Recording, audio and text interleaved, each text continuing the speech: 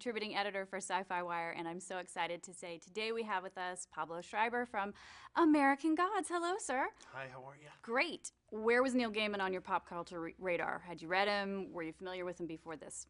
I had no idea who Neil Gaiman was before American Gods. I know, I'm sorry. This is going to be a theme. You're going to realize that I'm not as much of a geek as you want me to be.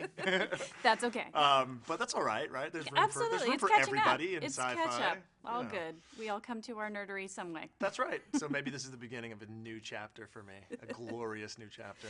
So when you started auditions, or did you not want to read the book? You wanted to just go by No, I read script? the book. I read the book after I got the job. So yeah, I didn't know who he was. I had no idea. I had heard of, I guess, Coraline was the one that I was aware of, just because I have kids, and so I'd watched that movie with them. And I was aware of the musical also in New York. Yes.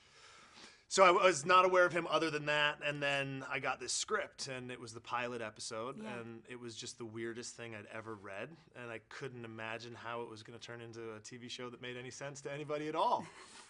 But the writing was amazing and beautiful and like nothing else that was on TV, so I was totally intrigued by it.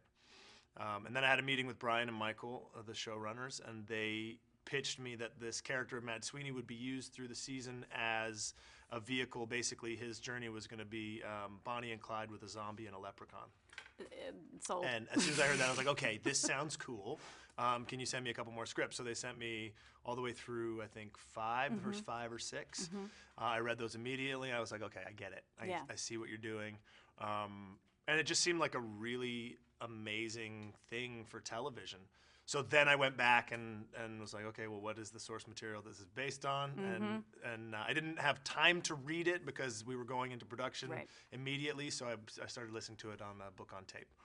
Awesome. So I did that. So what were kind of the notes that Michael and Brian gave you in terms of what the early through line is? The show is so interesting in that all these introductions of gods are kind of like their own little standalone stories. Yours is kind of unfolding a little differently than everybody else's. So we don't have a full sense of him even by mid-season.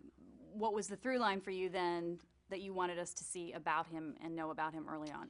Yeah, well, the journey of the book, I mean, the book is essentially this individual road trip that Shadow Moon and Mr. Wednesday are taking, where they meet all of these kooky characters, and they're sort of one-offs, these scenes where they meet these people and then they may or may not turn back up later on.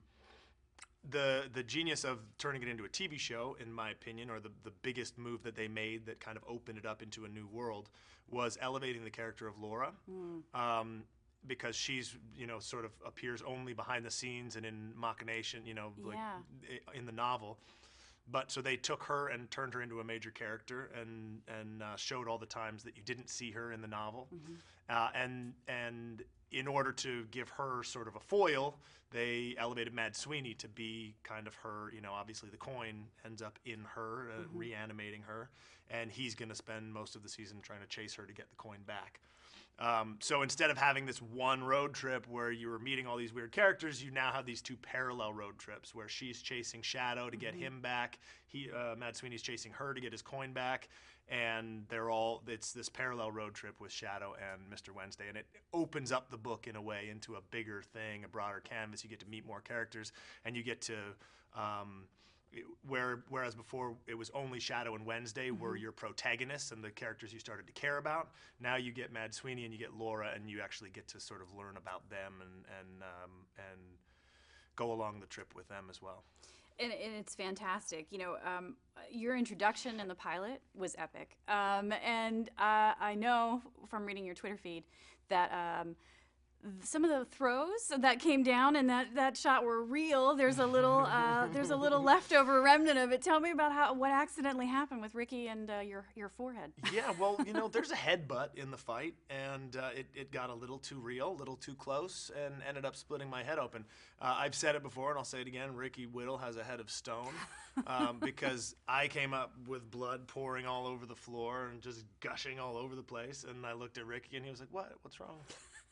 It was just fine. Ricky, do you have to be method? We weren't Just looking for that. Like nothing happened to him. He had a bit of a headache the next day, he tells me. Yeah, did he? Yeah. Meanwhile, I was like going to the plastic surgeon to see if I needed to have my face reconstructed.